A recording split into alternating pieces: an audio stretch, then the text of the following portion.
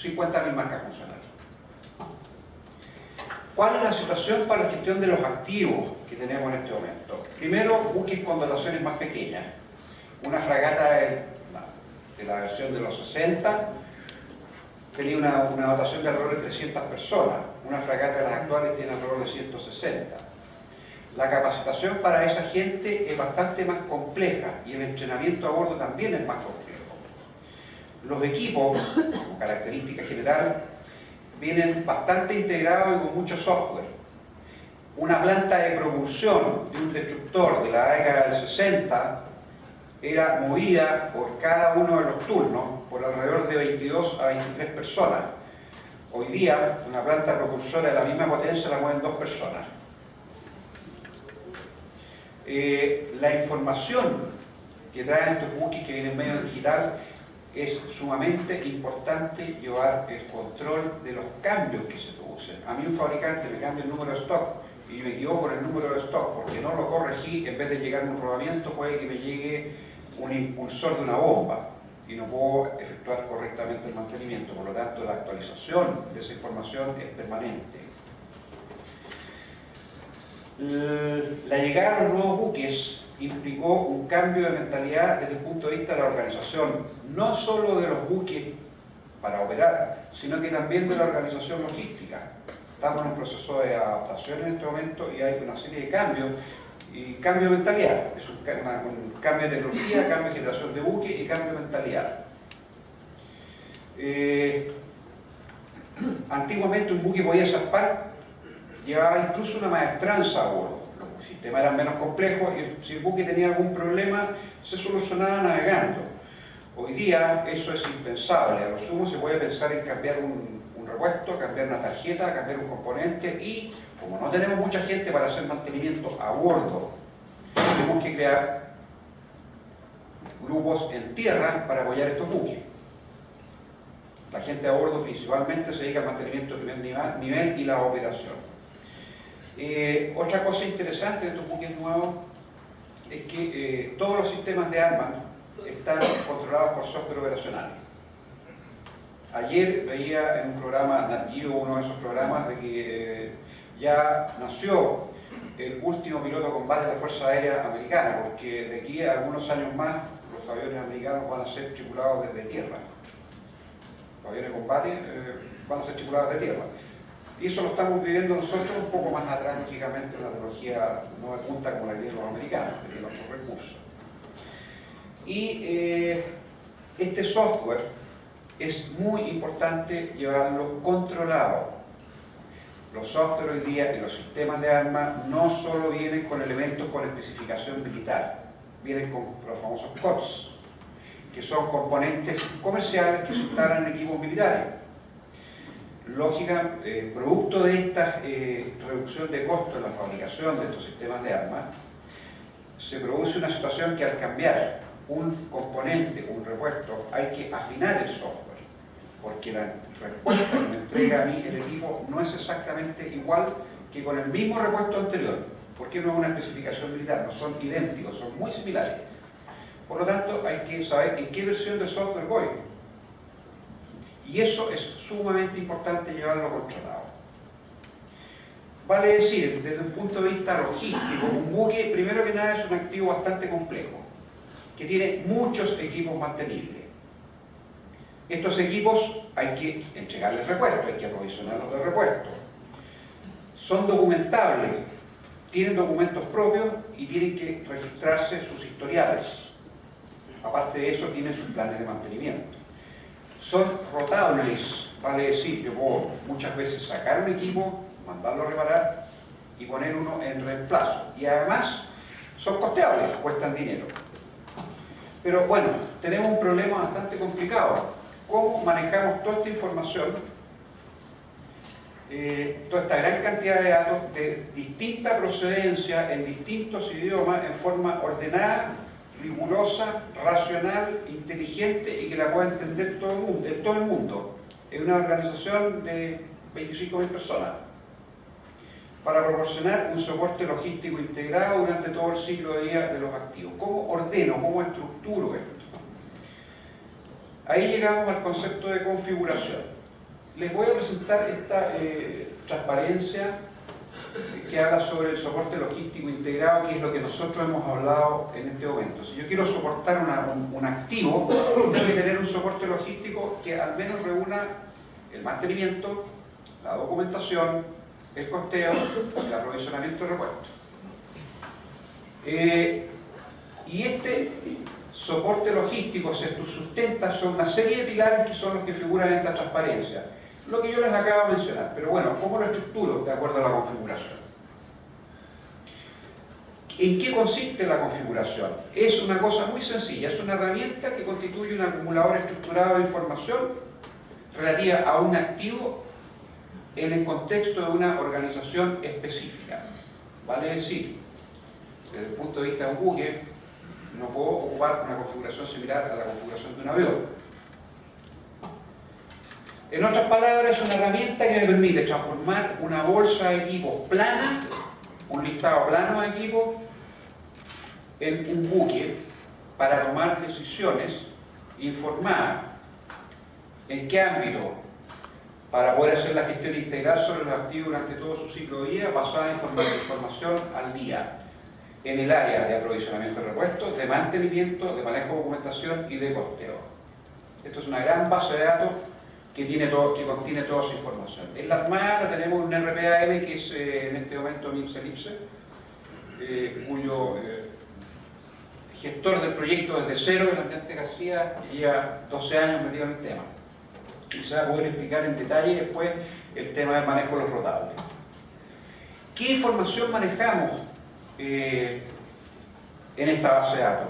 Las estadísticas de fallas, el registro de los trabajos de periodos intermedios de Ubique, de recuperaciones, de modernizaciones, el manejo de los planos y los manuales, la información para poder dar de baja al buque al final de su vida útil, los historiales digitalizados, el control en línea del mantenimiento, el control en línea de los historiales y toda la información relativa a los activos que figura en esa pantalla, que no puedo extenderme demasiado por un tema de tiempo.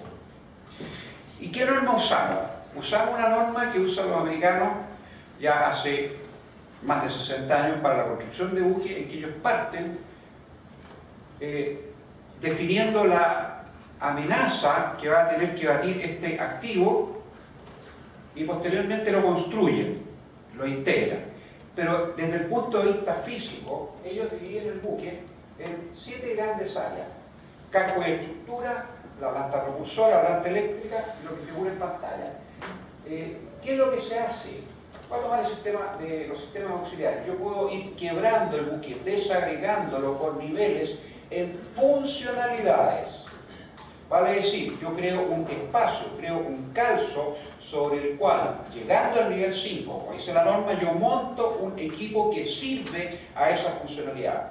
Vale decir, mi funcionalidad es la función de generar poder eléctrico. ¿Y quién sirve esa función?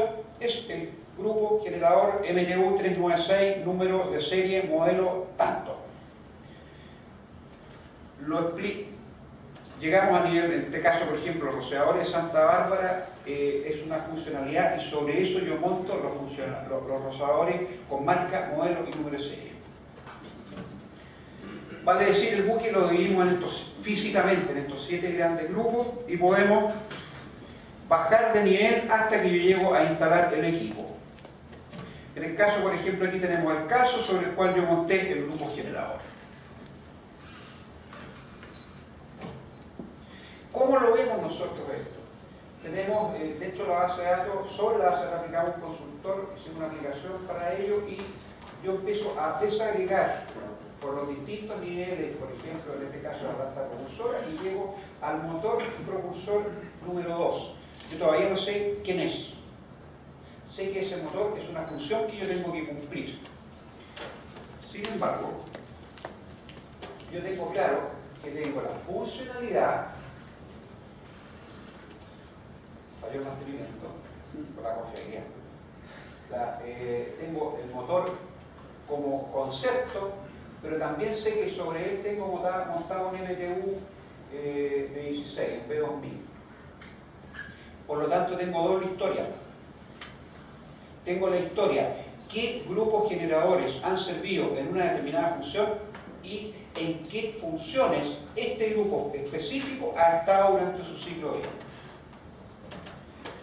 Además de eso, podemos acceder a todos los mantenimientos, al mantenimiento en el sistema, al mantenimiento preventivo, al correctivo, a los listados de repuestos, a los documentos y al registro de costos. Todo esto montado en nuestro ERP-AM, que lo tenemos ya desde hace 10 años.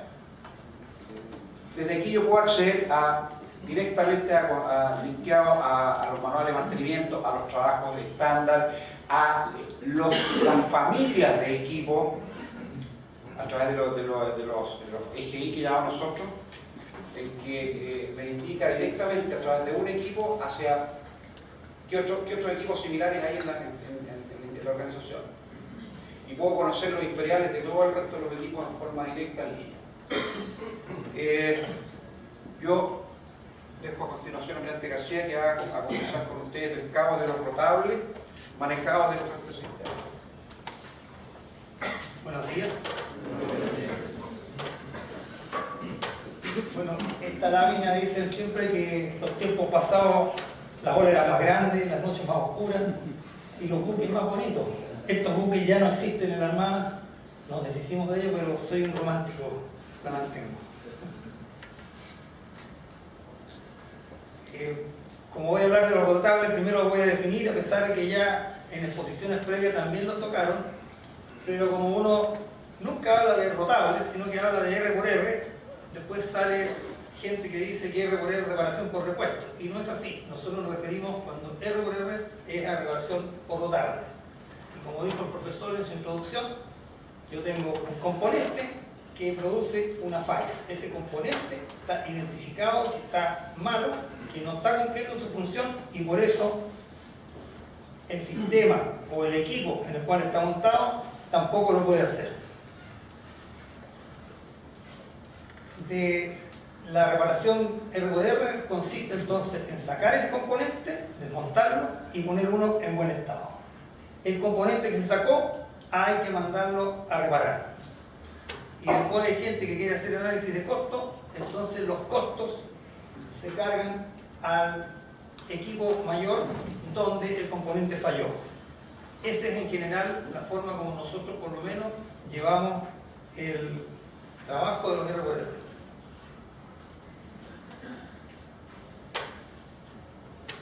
Si vamos a hablar de rotables, no todas las cosas pueden ser rotables, no todos los componentes pueden ser rotables.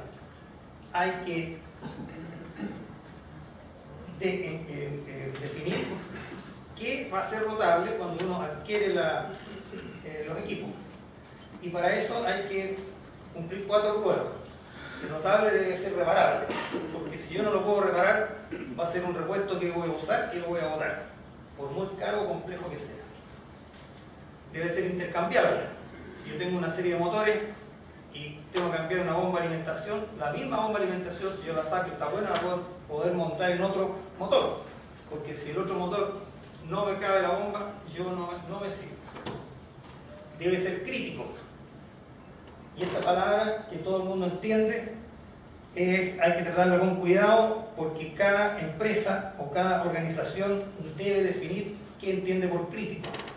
Es donde le aprieta el zapato, es donde lo deja sin cumplir una función, sin cumplir una meta. Ahí entonces, por esa parte, hay que definir qué entienden por crítico. Nosotros definimos crítico cuando un rol de un buque o un rol de una unidad no se puede cumplir por la falla de ese componente. Y debe ser de alto costo, porque si son baratos va a ser abundante y no me voy a preocupar. Como dije, al adquirir un equipo es el mejor momento de definir cómo uno lo va a mantener y ahí definir los rotables. Y también los ingenieros tienen que calcular cuántos rotables voy a tener yo en bodega o los pañoles, como quieran llamarlo, porque cuando me falle un componente voy a traer uno que esté en bodega. pero si al otro mi vecino le falla, también va a necesitar. Entonces, con las ecuaciones que vieron antes, deben calcular cuántos necesitan para alcanzar a reparar el fallado y que esté disponible cuando vuelva a fallar en ese equipo o en otro más. Y como estos equipos están dando vueltas, alguien tiene que administrar esto. Hay que nombrar un administrador. Nosotros hemos vivido todas las experiencias. Hemos nombrado un administrador para administrar todos los rotables y hemos nombrado diferentes administradores por diferentes tipos de rotables. Si bien es cierto que el ERP permite hacer las dos cosas, es mucho mejor tener un administrador para todos los rotables. Créanme.